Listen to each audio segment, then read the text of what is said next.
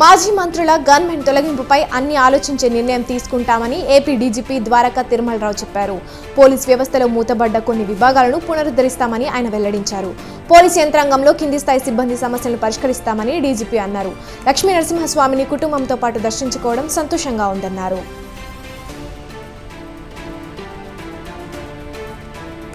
కృష్ణా జిల్లా సత్రపాలెం గ్రామంలో పేకాట నిర్వహణపై పోలీసులు దాడులు నిర్వహించారు. రాత్రిపూట ఛార్జింగ్ లైట్ల వెలుగులో పేకాట నిర్వహిస్తుండగా పక్కా సమాచారంతో పోలీసులు దాడి చేశారు. అనంతరం 8 మందిని అదుపులోకి తీసుకుని వారి నుంచి 5 ఛార్జింగ్ లైట్లు, కారు, బైక్, 11 సెల్ ఫోన్లు, 1,76,500 రూపాయల నగదును స్వాధీనం చేసుకున్నారు.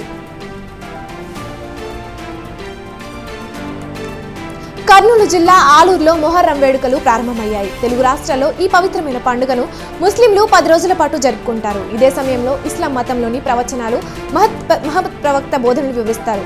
10వ రోజున పీర్ల దేవుళ్లను ఊరేగిస్తారు. ఈ నేపథ్యంలోనే వారు హజరత్ ఇమాం హుస్సేన్ స్మరించుకుంటూ ఎర్రగా మండే నిప్పు కణికల్లో నడుచుకుంటూ వెళ్తారు. Hyderabad Keesara outer ring road పై ఘోర రోడ్డు ప్రమాదం చోటు చేసుకుంది. ప్రమాదంలో శ్రీకరణ్ రెడ్డి అనే వ్యక్తి మృతి చెందాడు. మృతుడు నేరెడ్మెట్ కు చెందిన వ్యక్తిగా పోలీసులు గుర్తించారు. ఘటనపై కేసు నమోదు చేసుకుని దర్యాప్తు ముమ్మరం చేశారు.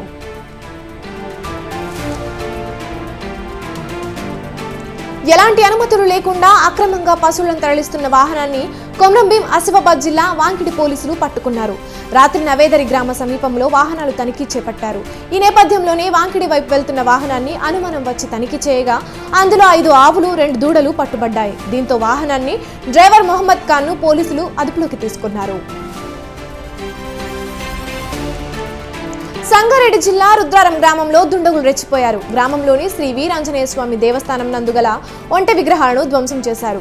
గ్రామస్తుల ఫిర్యాదుతో పోలీసులు సంఘటన స్థలాన్ని పరిశీలించారు. కేసు నమోదు చేసుకుని నిందితుల కోసం గాలింపు ముమ్మరం చేశారు.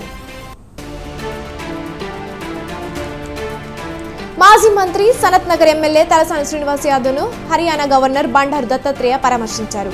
ఇటీవల తలసాని శ్రీనివాస్ యాదవ్ సోదరుడు శంకర్ యాదవ్ అనారోగ్యంతో మరణించారు. దీంతో ఆయన శంకర్ నివాసానికి వెళ్లి కుటుంబ సభ్యులను కలిశారు. అనంతరం శంకర్ యాదవ్ చిత్రపటానికి నివాళులర్పించి తన ప్రగాఢ సంతాపం, సానుభూతి తెలిపారు. కృష్ణా జిల్లా మచిలీపట్నం మార్కెట్ యార్డ్ రోడ్లో ఏర్పాటు చేసిన ఫుడ్ కోర్టును అధికారులు తొలగించారు. దీంతో స్థానిక ప్రజలు హర్షం వ్యక్తం చేస్తున్నారు. గత ప్రభుత్వం ఎన్ని సంవత్సరాల ముందు హడావిడి ఫుడ్ కోర్టు ఏర్పాటు చేసిందని ప్రజలు ఆగ్రహం వ్యక్తం చేశారు. గతంలోనే దీనిపై అభ్యంతరం తెలిపినా పట్టించుకోలేదని ఫైర్ అయ్యారు. నిత్యం రద్దీగా ఉండే ప్రాంతంలో ఫుడ్ కోర్టు ఏర్పాటు చేయడంపై అనేక ఫిర్యాదులు చేశామన్నారు.